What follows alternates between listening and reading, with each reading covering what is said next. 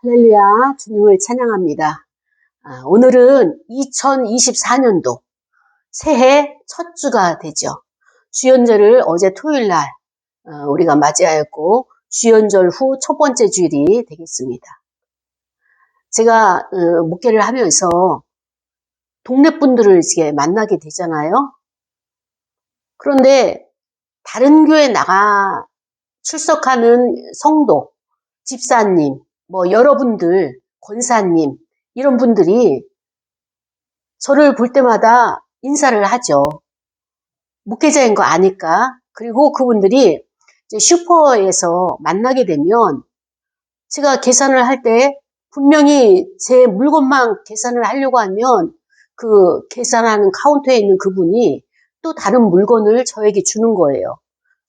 주스병을 주더거나 아니면은 여러 가지 통장 번호를 알려달라 해서 이제 헌금을 보내거나 그렇게 하는 것을 보면서 제가 무엇을 느꼈는가 하면은, 아하,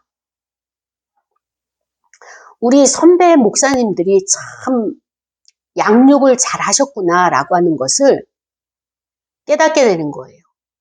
왜냐면은 그분들은 저희 교회 성도도 아니고, 그 다음에 저희 교회를 출석하지 않지만 동네에 같이 있는 교회라고 해서, 함께하는 교회라고 해서 목사님을 자기 목사님처럼 이렇게 모시는 거예요. 극진히 그리고 존중해 주는 거예요. 이것이 하루아침에 저들이 교육이 되고 양육이 되었겠나요? 누군가 수고하여서 심었고 누군가 수고하여서 물을 주었기 때문에 그러한 인격으로, 그러한 인품으로 훌륭한 성도, 훌륭한 직분자를 만들어 낸 것처럼 제가 늘 상기하는 것은 무엇이냐?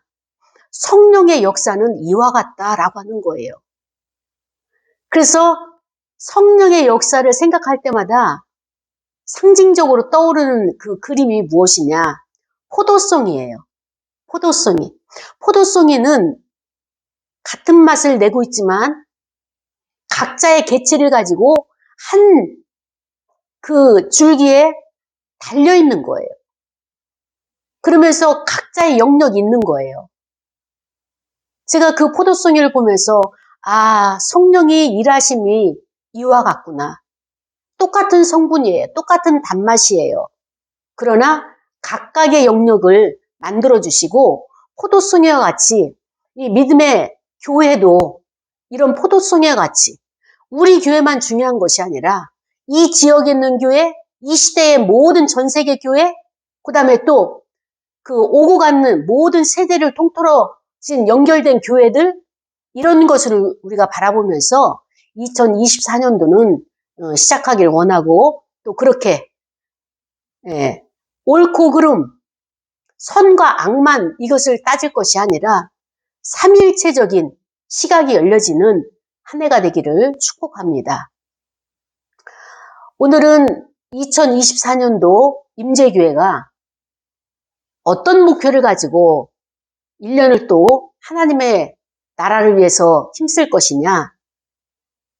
사도행전 9장 31절 말씀을 우리가 하나님께로부터 받았습니다. 그래서 성령 안에서 든든히 세워져가는 교회라고 하는 제목 가지고 우리가 말씀을 상고하려고 하는데요. 성령 안에서 든든히 세워져가는 교회라고 하면서 제가 어떤 것을 느꼈는가 하면은 우리 임재교회만이 아니라 성령 안에서는 다양한 각색의 여러 교단과 이 모든 그 형태와 이 모든 것이 다른 교회들이 많이 있죠. 그러나 성령 안에서는 모두가 하나예요. 그리스도의 몸 가운데 있기 때문에 모두가 하나인 그 교회를 하나님께서 우리에게 허락하셨고, 또 허락하신 그 모든 교회 연합 협의체를 우리가 존중해야 되고, 그래서 성령 안에서 서로가 연결되어지고 상합되어지고 또 연합이 되어서 함께 하면서 우리가 든든히 세워져가는 한 해가 되기를 소망하면서 말씀을 준비했습니다. 오늘 본문은 사도행전 9장 31절 말씀이죠. 이 사도행전 9장 31절 말씀에는 온 유대와 갈릴리와 사마리아 교회가 평안하여 든든히 서가고 주를 경외함과 성령의 위로로 진행하여 수가 더 많아지니라. 한 절이에요. 그러나 이 한 절이지만 모든 사역에 있어서 통틀어서 요약이 된 말씀인 것입니다. 31절 그리하여라고 하면서 온 유대라고 했어요. 유대 안에 교회들이 얼마나 많이 있습니까? 또 갈릴리라고 했어요. 갈릴리 지역에 교회들이 얼마나 많이 있습니까? 사마리아 교회예요. 사도 바울이 온 유대와 갈릴리와 사마리아 교회, 이 모든 교회들이 어떻습니까? 다수의 교회를 우린 그리스도의 몸 가운데서 성령 안에서 한 몸을 생각할 수 있는 그렇게 해석을 할 수가 있죠. 그래서 이 모든 교회들이 평안해야 돼요. 평강이 있어야 돼요. 평안이 있어야 돼요. 그리고 거기서 끝나는 것이 아니라 우리끼리만 평안한 것이 아니라 일시적인 평안이 아니라 든든히 세워져 가야 된다고 말하고 있습니다. 교회는 세워져 가야 됩니다. 어떻게 세워져 가야 되느냐? 이것이 이제 우리가 방법론인데 하나님의 나라를 어떻게 세울 것이냐? 그래서 이 세워져 가는 교회가 해야 할 일이 무엇이냐? 주를 경외하는 거예요. 삼위일체 하나님 앞에 엎드리는 거예요. 주를 경외하고 그러고 나서 성령의 위로로 진행한다. 성령의 위로로 행한다. 성령의 위로로 어떻게 합니까? 활동한다. 이렇게 표할 수가 있죠. 그렇게 될 때 수가 더 많아진다. 결론은 수가 많아지는 거예요. 하나님 나라가 확장이 되어지는 것이고 하나님 나라 안에 교회 안에 성도의 생명들이 많아지는 것이고 성도들이 많아지는 수가 더해진다. 어떻게? 성령에 의해서. 이 말씀을 가지고 우리가 함께 상고해 보려고 합니다. 우리가 성령의 역사는 잘 알고 있어요. 또 성령의 일하심도 잘 알고 있습니다. 그런데 과연 그 성령을 내가 보유하고 있는가? 내가 성령 충만한가? 내가 성령의 기름 부음을 받았는가? 자신 안에 있는 성령의 역사를, 성령의 임하심을 항상 내가 깨닫고 있는가? 이 질문을 해보아야 돼요. 우리가 생각할 때 성령 하면, 성령의 역사하면 언뜻 드러나는 것이 무엇입니까? 은사란 말이죠. 방언의 은사, 예언의 은사, 통변의 은사, 여러 가지 은사들이 있죠. 그 은사를 먼저 떠올리게 됩니다. 그런데 성령의 역사하게 되면 성령께서 우리에게 가장 강력하게 말씀하시는 9가지 열매가 있어요. 사랑과 희락과 화평과 오래 참음과 자비와 양선과 온유와 절제, 이러한 것들이 우리 생활 가운데서 삶에서 맺어지는 열매란 말이죠. 그렇다면은 포도송이 하나가 맺혀지기까지 그 나무가 씨앗이 땅에 심어지고 그 음습한 곳에서, 어두운 곳에서, 척박한 땅에서 자기를 찢어서 싹을 틔워서 땅의 대지를 뚫고 올라오죠. 올라옴으로 말미암아서 그것이 자라고 거기에서 또 형태가 나면서 꽃이 피고 잎사귀가 나고 그리고 또 다른 그 열매를 맺을 수 있는 그런 꽃들이, 그래서 수종이 돼가지고 포도송이가 때가 이름에 아름답게 나타나게 되죠. 하나의 씨앗이 포도송이 열매로 나타나는 과정에는 엄청난 시간이 걸리고 또 수고와 애씀과 여러 단계의 과정들이 있습니다. 이것이 바로 신앙생활하고 있는 저와 여러분의 신앙의 단계를 예표하고 있는 거예요. 표시하고 있는 거예요. 그런데 우리는 어떻습니까? 심었으면 금방 나길 원하죠. 그래서 오죽했으면 야고보서가 신앙생활을 어떻게 표현했느냐? 농부라고 표현했어요. 농부가 농사를 지으면서 지은 뿌린 씨앗을 금방 요구하는 것이 아니라 오랜 기다림, 오랜 인내를 겪어가면서 그 수확을 할 수 있는 때까지 기다리는 것처럼 우리의 신앙생활도 이와 똑같다고 우리는 보게 되는 것입니다. 이렇게 성령의 역사는요, 은사도 있지만 또 그 은사에 따르는 그 결과인 열매가 맺어지게 되는데, 오늘날 우리가 안타까운 것은 무엇이냐? 성령의 역사, 성령의 세례, 성령의 기름 부음이 어떻게 오는 것이냐, 우리에게 어떻게 임하는 것이냐, 이런 과정에 대해서 우리가 여기에 대해서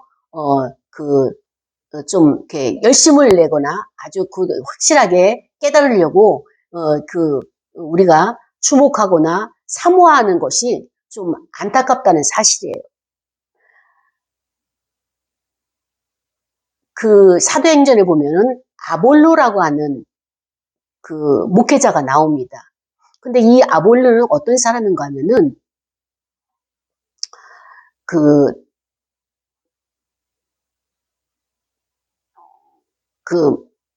알렉산드리아, 제가 이집트 갔을 때 그 알렉산드리아라고 하는 도서관에, 큰 도서관에 가본 적이 있는데, 이 알렉산드리아 출신이에요.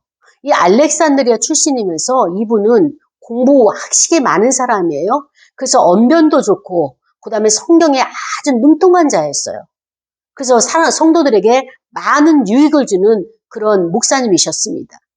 그런데 이 아볼로라고 하는 사람은 그를 가르쳐준 스승이 누구냐? 바로 세례 요한이라고 이렇게 추정을 하고 있어요. 그래서 일찍이 복음을 접했고요. 그리고 복음에 대해서 열심히 증거하는 그런 증인으로 삶을 살았죠. 그런데 아쉬운 것이 무엇이냐? 아볼로에게는 요한의 세례만 있었던 거예요.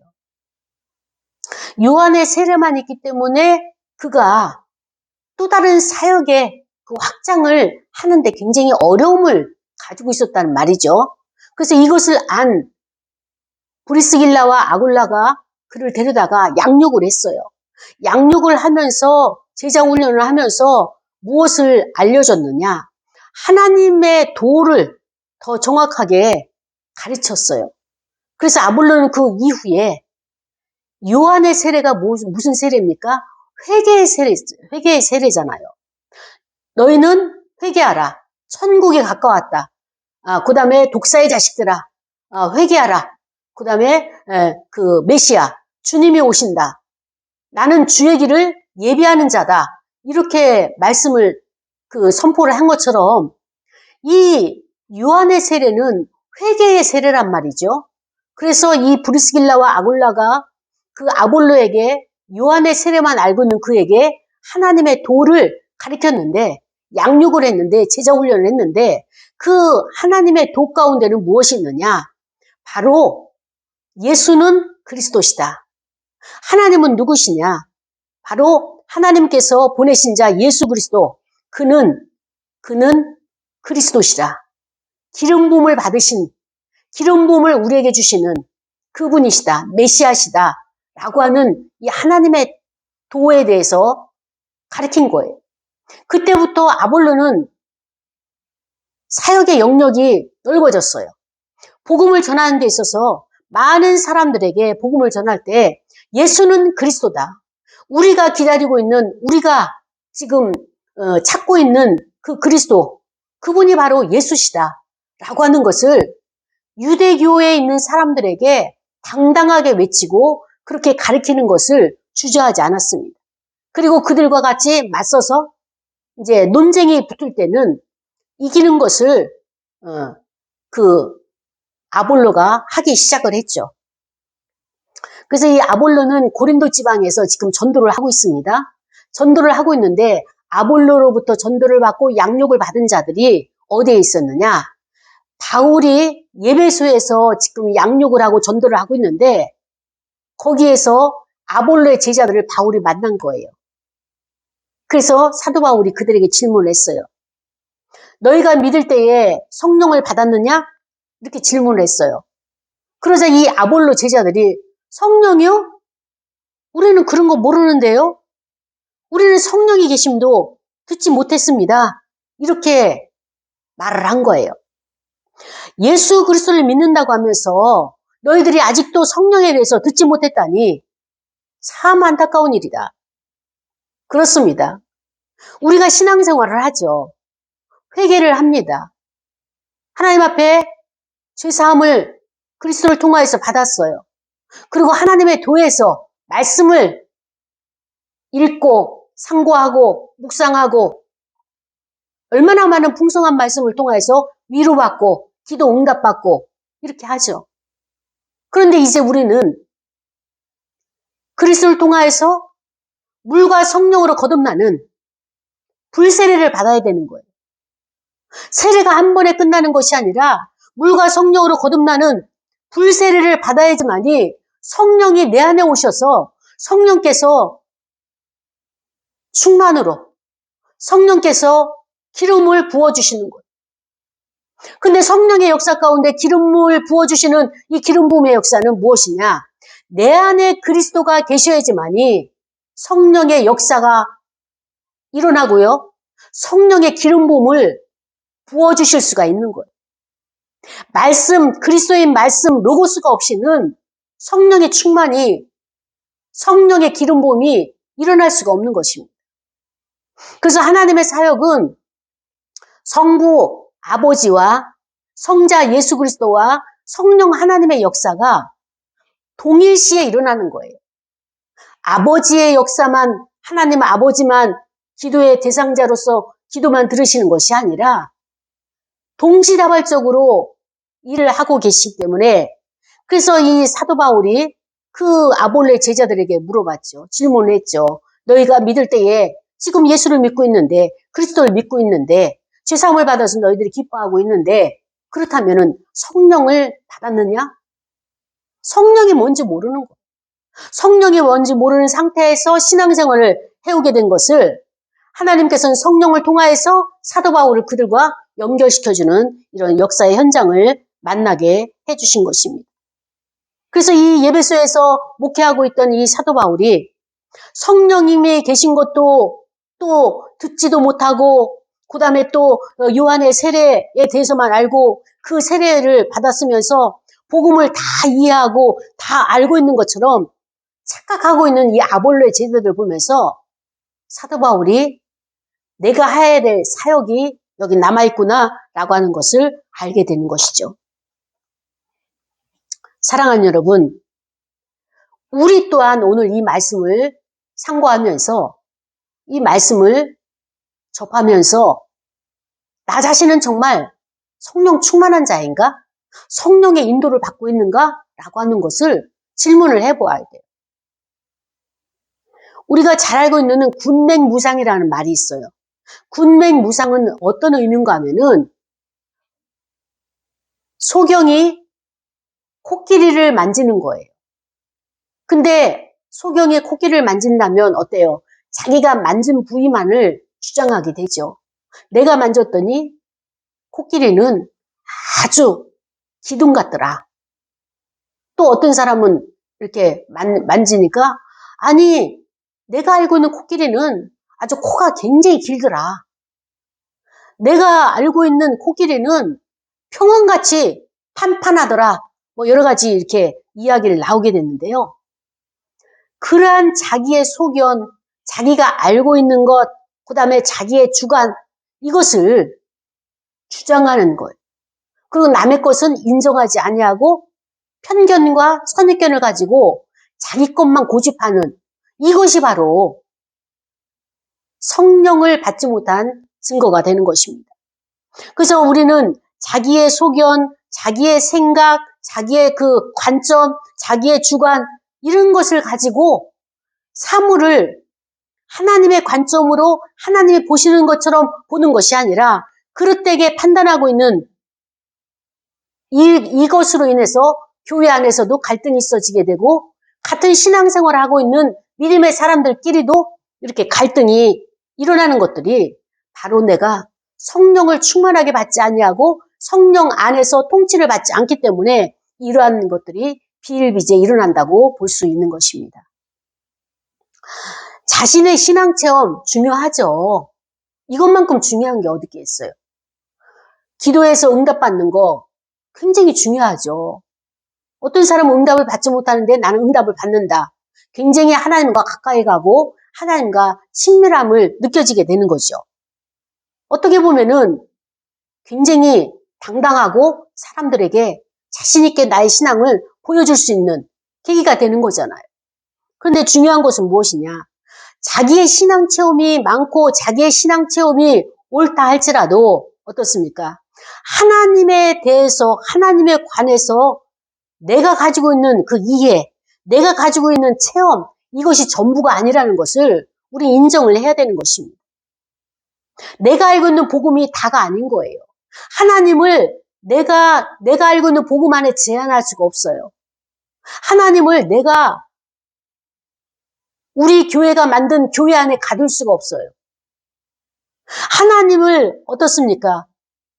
내가 생각하는 범주가 다라고 주장을 한다면 그는 유아기적인 신앙이에요.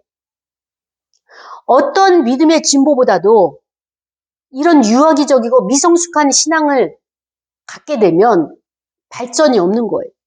성장이 없는 거예요. 그리고 주변의 사람들이 다 고만고만한 사람들, 그런 사람들끼리 교제하고 그런 고인 물들에서는요, 정체되어 있기 때문에 더 이상 성숙이 일어나지 않는 것입니다. 오늘날 교회가 큐티를 한다, 그룹 모임을 가진다, 소그룹을 한다, 전도를 한다, 여러 가지 하는데 내 것이 중요하고 나만이 잘하는 것 같고 올바른 것 같고 남의 진리에 대해서 남이 가지고 있는 신앙에 대해서는 자꾸 내가 잣대를 가지고 판단하고 비판하는 이러한 신앙의 모습들, 이것은 성령에 충만한 자라고 우리가 볼 수가 없는 것입니다. 그래서 하나님의 창조 세계와 그 질서에 대해서 모든 것을 다 표현하고 내가 그렇게 잘 알고 있는 것처럼 착각하고 있지만 어떻습니까? 나의 성장 배경이나 기질과 또 성격이나 이런 것들이 개인의 신앙의 취향과 또 스타일을 가장 하나님 앞에 적합한 신앙생활의 모범인 것처럼 그렇게 주장을 하지만, 자랑을 하지만 그것은 나를 따르라 라고 하는 남에게 강요하는 것에 불과한 것입니다. 리더자는요, 두 가지 종류가 있어요. 우리 사회를, 우리 교회를 가정 안에서도 마찬가지예요. 나를 따르라 하는 것은 보스 기질이에요. 이 보스는 어때요? 나를 따르라 해서 무리를 데리고 정상으로 올라갔는데 가보니까 아닌 거야. 우리가 흔한 말로 농담처럼 하잖아요. 여기가 아닌가벼. 잘못 판단을 해가지고 그 집단을, 공동체를 잘못 이끌어가는 거예요.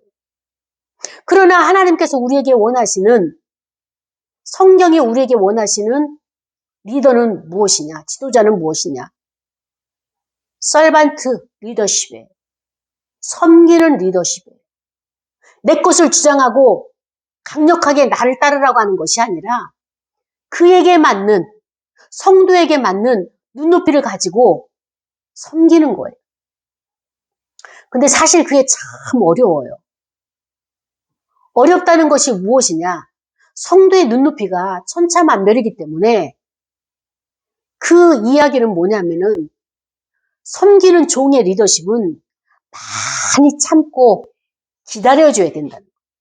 어떻게 보면 우리 공동체가, 교회 공동체가 앞으로 나가는 데 있어서 방해가 되고 또 앞으로 나가는 데 있어서 거침돌이 되고 걸림이 되기 때문에 저 사람 좀 안 나왔으면 좋겠어 라고 생각하고 싶을 때가, 생각이 들 때가 있죠. 그러나 어찌됐든 하나님은 한 공동체 안에서 이런 사람도 저런 사람도 다 갈아지게 하시고 하나의 구성을 이루어서, 한 몸을 이루어서 함께 나가는 것이 하나님이 원하시는 뜻이에요. 다른 교회는 일치월장 잘 부흥이 되고 잘 나가는 것 같은데 우리 교회는 좀 모여지면 흩어지고 모여지면 무너지고 자꾸 이런 것이 반복될 때 우리는 성령의 도우심을 구해야 되는 것입니다. 사랑하는 여러분, 하나님과 하나님의 세계는요, 우리가 알 수 있는 것도 아니고 우리가 이해와 지식을 가지고 경험한 것을 가지고 그것을 논한다고 해서 하나님의 세계가, 하나님의 나라가 또 하나님이 전부인 것이라고 우리가 왜곡되게 생각을 해서는 안 되는 것입니다. 사도행전 8장 14절과 25절을 보면은 베드로하고 요한이 사람들에게 안수를 했어요. 그랬더니 성령이 임해가지고 성령의 역사들이 일어났어요. 이것을 보고 어떻습니까? 마술사 시몬이 내가 돈을 줄 테니까 그 능력을 나에게 팔아라. 이렇게 이야기를 했습니다. 그때 베드로가 책망을 했죠. 심한 책망을 하고 어때요? 이것이 잘못된 욕심이라는 것을 깨닫게 해줬죠. 은사는 돈 가지고 사는 것이 아니에요. 이 은사는 어떤 자가 이 은사를 갖다 받을 수 있느냐? 사모하는 자가 은사를 받을 수가 있어요. 하나님의 은사는 거저 주시는 거예요. 그래서 이 사모하는 자에게 하나님은 은사를 주시는데요. 이 사모한다는 의미는 무엇을 의미하느냐? 사모할 때는 기도하는 거예요. 그래서 능력은 기도를 통하여서 받는 거예요. 오늘날에 성경에 나오는 능력자들이 하나님 앞에 엎드려서 기도하면서 하나님의 능력을 받은 것처럼 오늘날에도 이렇게 많은 능력자들이 나타나야 되는 거예요. 나타나지 않는다는 것은 오늘날 기도하는 자들이 없다라고 보는 것입니다.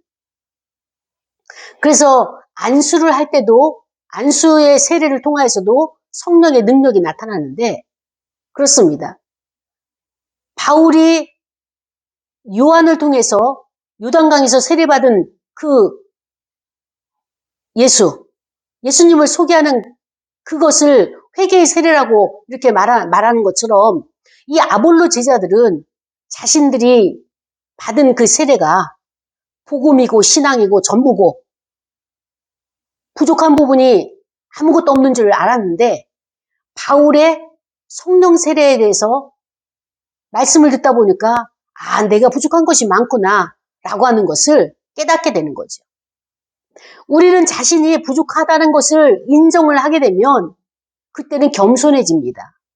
그리고 그때는 어떻습니까? 내가 알지 못하는 다른 것을 받기를 낮아진 마음으로 받아들이는 거예요. 영접하는 거예요. 그런데 나는 다 알고 있어 라고 오만한 자세를 갖게 되면 말씀이 들어오지가 않는 거예요. 어떤 설교도 귀에 들리지가 않고요. 어떤 말씀도 내가 그것을 소화시킬 수가 없는 거예요.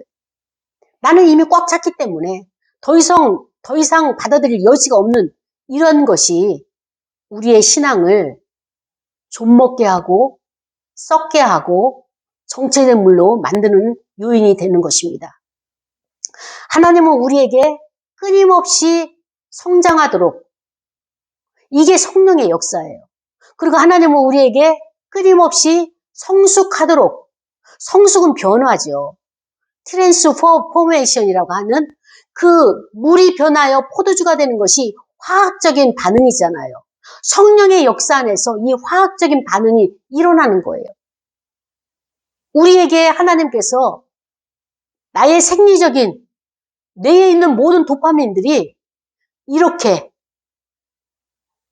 호르몬들이 화학 반응을 일으키도록 그래서 우리는 기뻐 뛰며 나가서 복음을 전하는 자로 세워지기까지 성령이 우리를 강권하시는 겁니다. 성령의 통치를 받아야지만이 우리가 그 일을 감당할 수 있는데 성령의 통치를 받지 못하게 되면 우리는 성령의 은사와 성령의 역사와 성령의 열매를 우리가 얻을 수가 없게 되는 것입니다. 하나님의 그 영적인 질서가 있다는 것을 우리가 인정을 하고 나의 보이는 세계가 다가 아니고 보이지 않는 세계 가운데 하나님의 그 영적인 깨달음의 높이와 깊이와 넓이와 그 폭이 충만한 데까지 이르도록. 그래서 우리는 성령이 나에게 조명해 주시면은요, 예수 그리스도를 믿는 것과 예수 그리스도를 아는 것에 하나가 돼서 온전하신 그리스도를 알 수 있게 되고요. 그래서 그 온전하신 그리스도를 알게 되면 하나님을 보게 되고요. 그래서 그 하나님을 보게 되면 어떻게 됩니까? 내가 믿음의 장성한 분량이 되는 거예요. 믿음의 장성한 자가 되는 거예요. 그럼 더 이상 나는 어린아이와 같이 유치하게 자기중심적으로 살아가지 않는, 그래서 자기중심적으로 살아가지 않게 되면 어떻게 합니까? 교회 중심적으로 살아가는 자가 되는 거예요. 교회 중심적으로 살아간다는 이야기는 어떤 의미를 말합니까? 우리 교회만 하더라도 각 지체들이 있잖아요. 또 위치와 또 그다음에 또 직분이 있잖아요. 그 직분 안에서 나를 타인을 위해서 희생하고 헌신을 할 수 있는 거예요. 우리가 왜 교회에서 헌신이 안 나오고 희생이 왜 안 나오느냐? 하나님의 은혜를 모르는 거예요.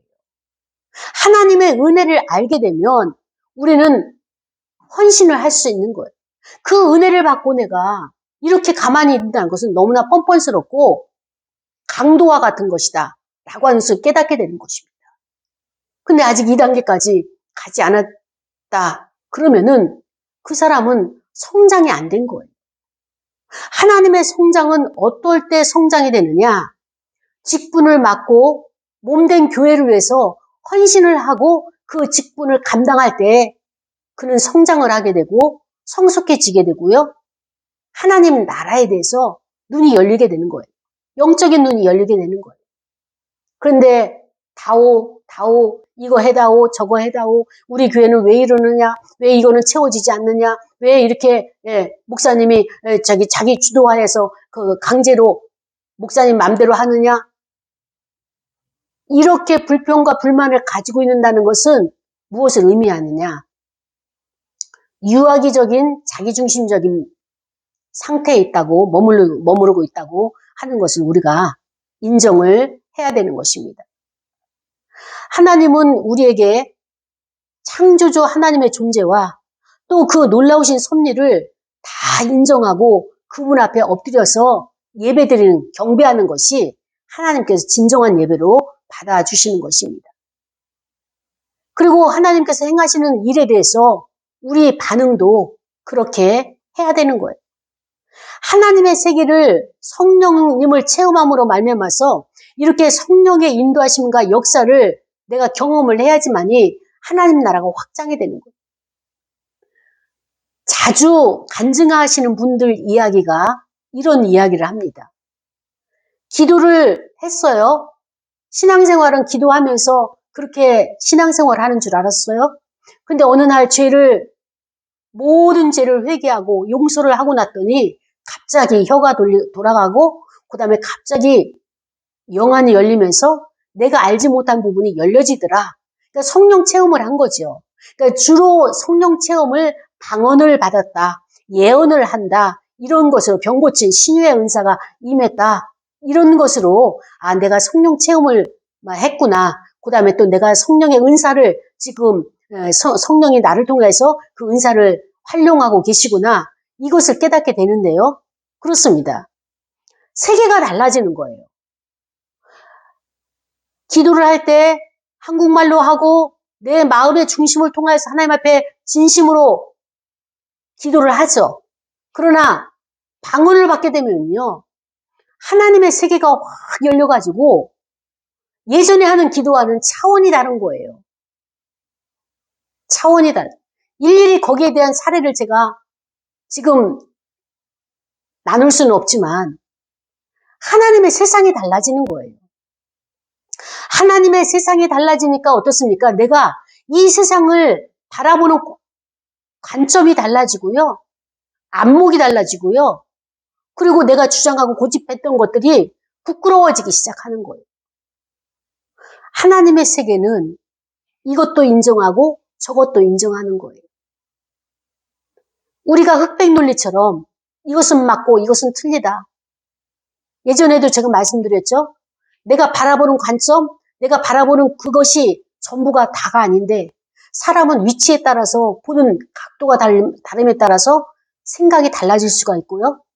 보는 관점이 달라질 수가 있어요. 그러나 우리는 여기서 끝나는 것이 아니라 하나님의 구속사적인 관점으로 우리가 살아가는 이 땅에서의 모든 사물을 해석할 줄 아는 2단계까지 가야 되는 것입니다. 그렇기 때문에 오늘 성령의 충만을 받고 성령 안에서 우리가 든든히 세워져가는 교회를 이룰 때에 하나님께서 우리를, 저와 여러분을 사용하신다는 것입니다.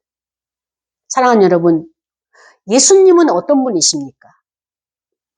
오늘 아볼로가 브리스길라와 아굴라에게서 하나님의 도를 배우면서 예수님은 누구시냐? 하나님의 아들이시다. 그리고 그는 그리스도시다. 기름 부음을 주시는 분이시다. 성령님은 항상 자기 것을 주장하시는 분이 아니에요. 그리스도를 비추시는 분이에요. 그리스도를 드러나게 하시는 역할이 바로 성령님의 역할인 것입니다. 그래서 성령이 여러분에게 임하고 제게 임했다면, 우리 임재교회에 임했다면, 모든 교회에 임했다면 그리스도를 드러나게 하실 거예요. 말씀을 드러나게 하실 거예요. 이것이 바로 성령이 하신 역할인 것입니다. 그리고 그리스도는, 예수님은 어떤 분이시냐? 나를 죄악에서 건져내가지고 백성으로 삼기 위해서 하나님이 파송하신, 보내신 분이시다. 이게 우리에게 가장 강력하고 가장 핵심적인 정체성인 것입니다. 그래서 사도 바울도 예수님의 이름을 부르면서 복음을 전파했고요. 그리고 유대인들의 그 강력한 유대인들의 율법관을 가지고 있는 그들을 굴복시켰던 것입니다. 하나님은 하나님이 계획하신 일들을 반드시 이루십니다. 그러나 사람을 통해서 그 일을 행하십니다. 그렇다면 저와 여러분이 하나님이 부르셔서 우리가 하나님의 전에 왔는데 2024년도 어떻게 우리가 이것을 감당할 것이며 어떻게 이것을 하나님의 계획을 이루어 드릴 수 있을까? 하나님은 반드시 나를 통해서 이 전도의 열매를 맺기를 원하시는 것입니다.